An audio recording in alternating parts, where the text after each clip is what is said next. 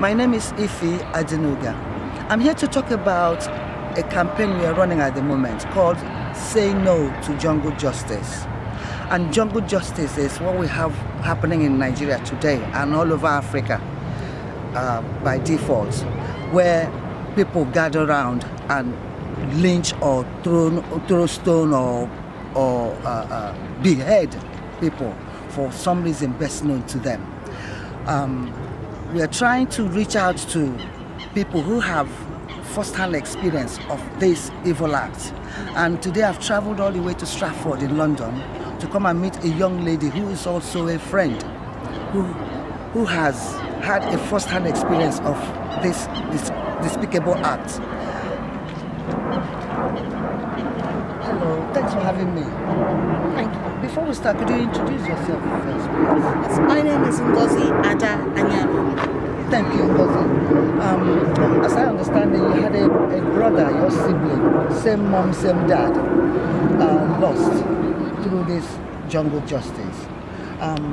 Could you tell us a little bit about it? How old was he, and where did this happen exactly? Okay.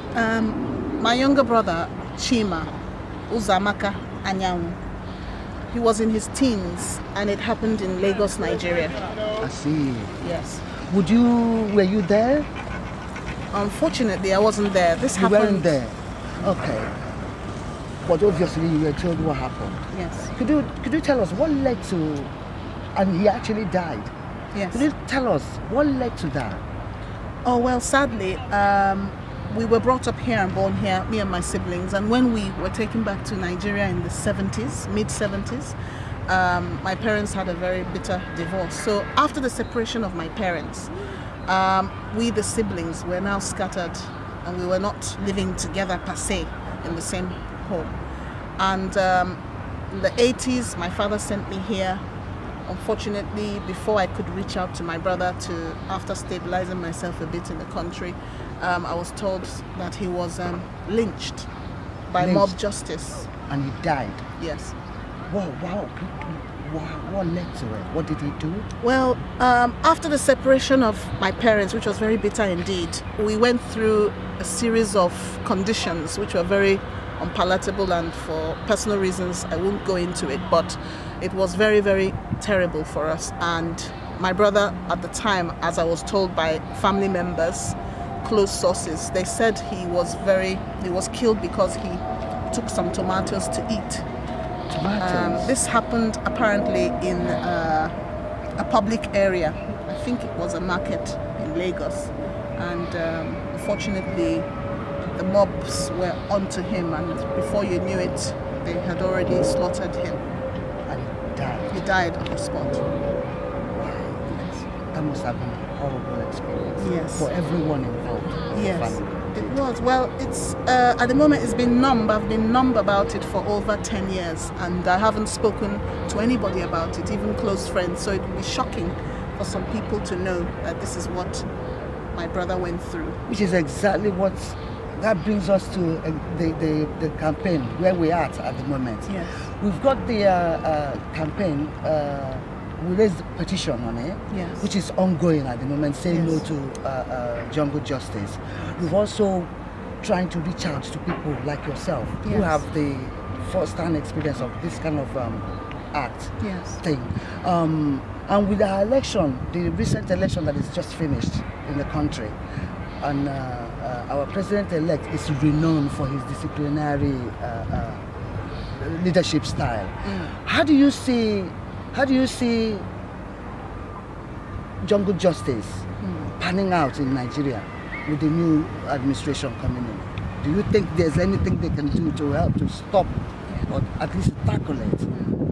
I think from that perspective of leadership style, it's a very, very great opportunity for the administration to take note of this if we put it on board and they understand the effects and the impact of society on jungle justice and what happens to families, because it's unaccounted for.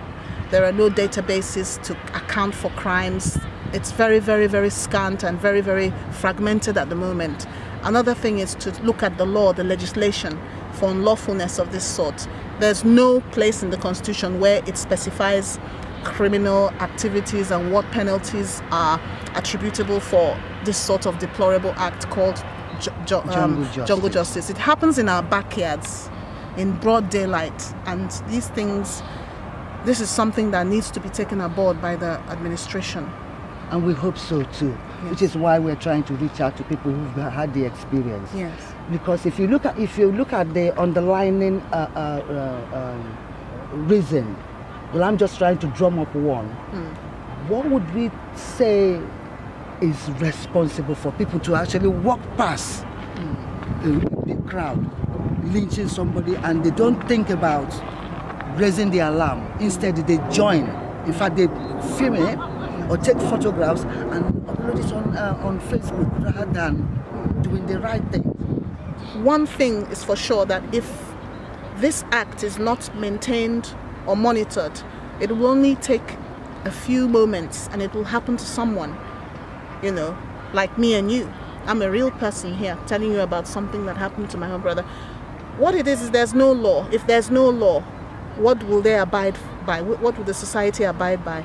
We say it's accountable for people that are poor. Yes, it will affect more often the poor people, but it's a thing that happens across border. There are all sorts of jungle justice as we speak now, but we are focusing on the illegal, unjust act of mob justice, people lynching people, killing people for whatever reason, a crime, whatever it is, whatever it might have been, mistaken identity. It's just unacceptable. Of course it's unacceptable. It's unacceptable. We are, like I said to you earlier on, we're trying to reach out to people with experience like yourself. The only way we're thinking of, or what we're doing at hand now, is using the social network and emailing even to the necessary quarters of our national portfolios in Nigeria. We're just hanging in there for the new administration to come in. Yes. How could you help us appeal to people to come to us? Because without people letting us know, it will be difficult to raise awareness to it, because it's happening, like you said, it's happening in Nigeria, and it's something that has to be addressed. Yes. Well, it's taken me a lot of guts to actually speak up today, and it's been something that has been very, very passionate and very close to my heart. And every day you hear of somebody being lynched on the streets of Nigeria or Africa. You hear about the police force taking law into their hands when they should use the law in retrospect to protect people.